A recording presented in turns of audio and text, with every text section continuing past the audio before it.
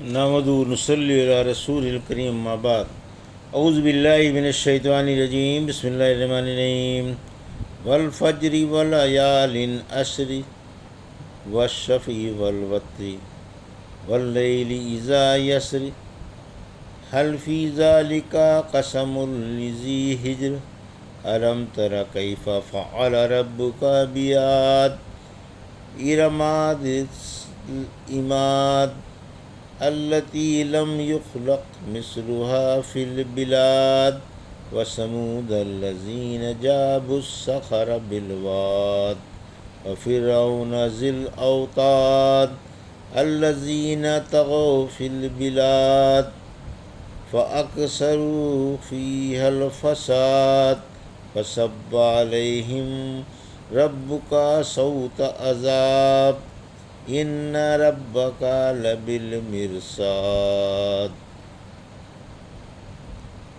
ابھی آپ نے سورہ فجر کی آیت 1 سے 14 کی تلاوت سماعت فرمائی۔ بترتیب مصحف 89 اور بترتیب نزول 10ویں سورہ ہے اور مکی ہے۔ اس میں 30 آیتیں اور 1 رکوع ہے۔ ایک دفعہ معاذ رضی اللہ تعالیٰ نے نماز میں قرات لمبی کر دی۔ ایک نمازی نیت توڑ کر مسجد کے ایک گوشے میں نماز پڑھ کر چلا گیا۔ معاذ رضی اللہ عنہ بولے وہ منافق ہے۔ اس نے رحمت عالم صلی اللہ علیہ وسلم سے شکایت کی کہ میں تو ان کے پیچھے نماز پڑھنے کے لیے آیا تھا، مگر لمبی قرات کی وجہ سے مجھے الگ نماز پڑھنی پڑی اور اونٹنی کو فارغ ہو کر چارہ ڈالا۔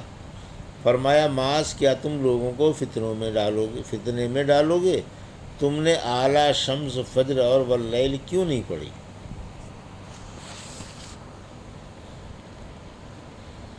پیش ہے سورہ فجر کی ان آیتوں کا ترجمہ اور تفسیر ابن کثیر سے۔ بسم اللہ الرحمن الرحیم۔ والفجر آیت 1، ولیال عشر آیت 2، والشفع والوتر آیت 3، واللیل اذا یسر آیت 4، هل فی ذلک قسم لذی حجر آیت 5، الم تر کیف فعل ربک بعاد آیت 6، ارم ذی العماد آیت 7، التی لم یخلق مثلها فی البلاد آیت 8، وثمود الذین جابوا الصخر بالواد آیت 9، وفرعون ذی الاوتاد آیت 10، الذین طغوا فی البلاد آیت 11، فاکثروا فیہا الفساد آیت 12، فصب علیہم ربک صوت عذاب آیت 13، ان ربک لبالمرصاد آیت 14۔ ترجمہ: میں اللہ کے نام سے شروع کرتا ہوں جو بڑا ہی مہربان و شفیق ہے۔ فجر کی اور 10 راتوں کی اور جفت و طاق کی اور جانے والی رات کی قسم، کیا ان میں دانا کے لیے ایک کافی قسم ہے؟ کیا آپ نے دیکھا نہیں کہ آپ کے رب نے ارم عادیوں کے ساتھ کیا کیا جو ستون جیسے قد والے تھے،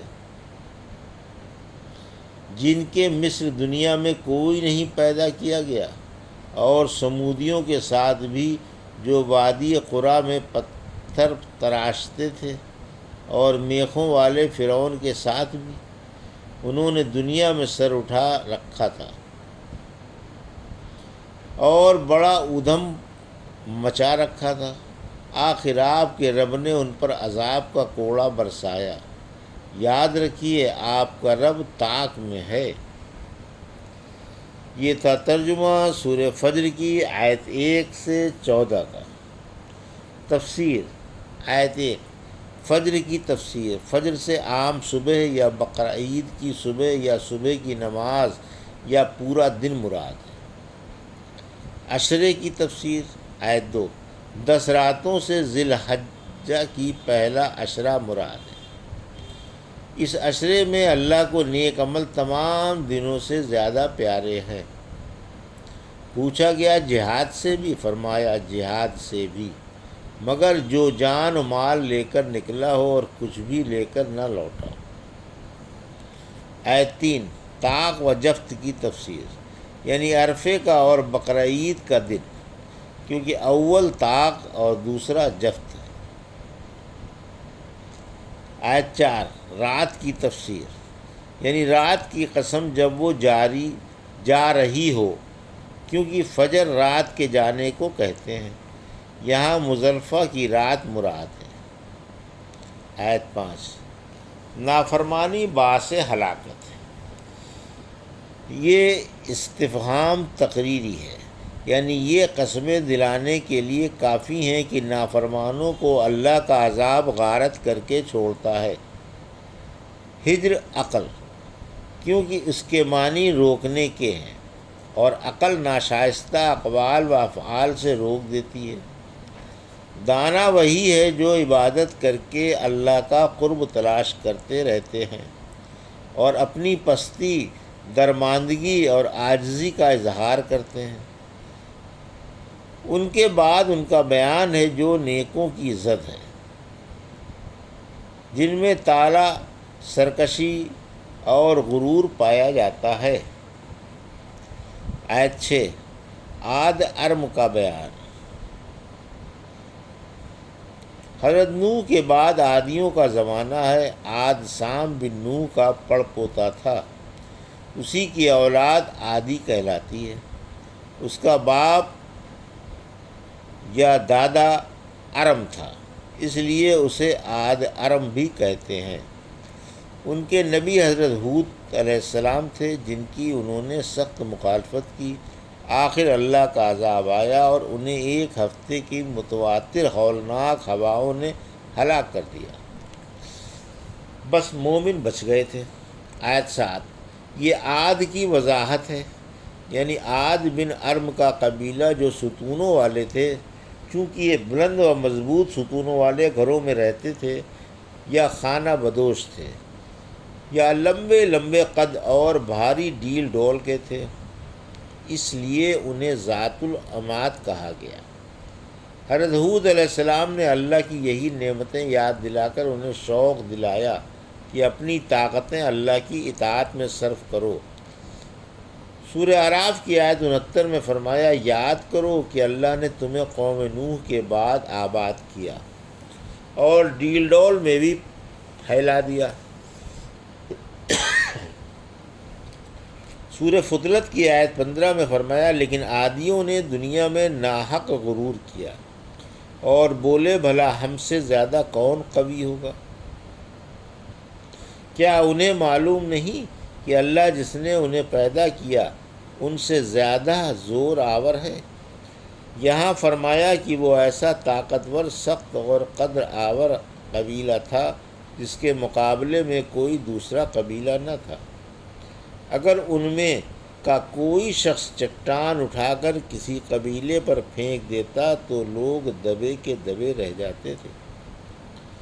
آیت 9 سمودیوں کا بیان، اسی کے ہم معنی فرمایا۔ سورہ شعراء کی آیت 149 میں تم پہاڑوں میں آرام دہ اور فراخ گھر تراش کر بناتے ہو۔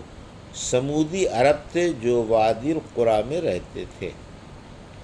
آیت 10 فرعون کا بیان، یعنی فرعون کی جنگی طاقت کافی تھی اور فوجیوں کے گھوڑوں کے نال سونے کے ہوتے تھے یا جس سے وہ ناراض ہوتا تھا، اس کے ہاتھ پیروں میں میخیں ٹھکوا کر اور اوپر سے بھاری چٹان ڈلوا کر اس کی جان لے لیتا تھا۔ اس ظالم نے اپنی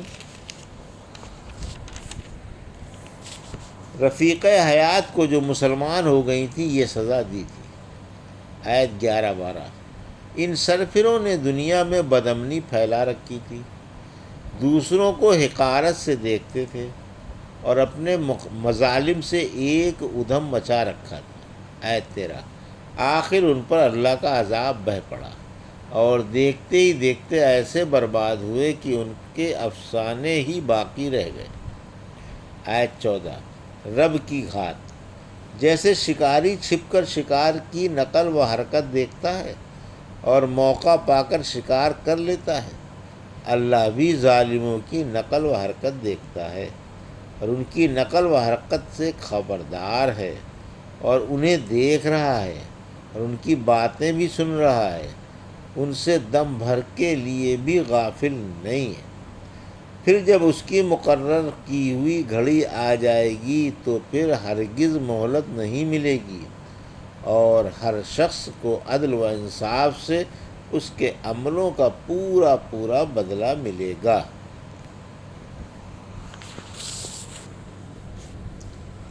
یہ تھا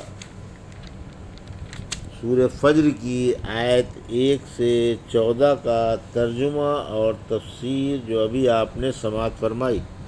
بارک اللہ لی و لکم فی القرآن الحکیم و نفعنی ایاکم بآیات الذکر الحکیم۔